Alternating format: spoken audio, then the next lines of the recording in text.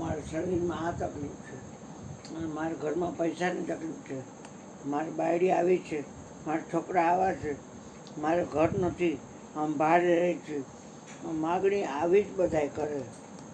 સેવક જાય હોય એટલે ખબર તો હોય આ બધા કાંઈક ને કંઈક માગે જ છે આવું.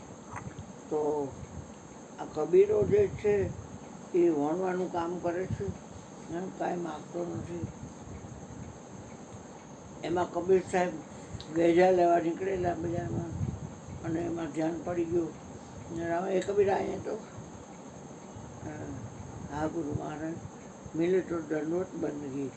ગુરુ મહારાજ મળે ને એ દંડવત બંદગી કરાય વડાવણમાં.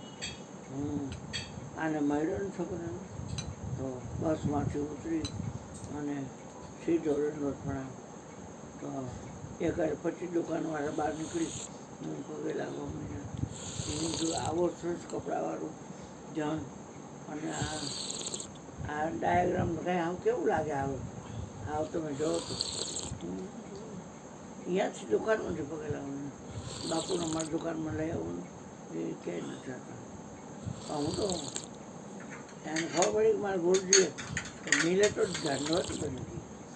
દંડવત પ્રણામ કર્યા એને ગુરુને આવે ને બસ જોઈ શકો.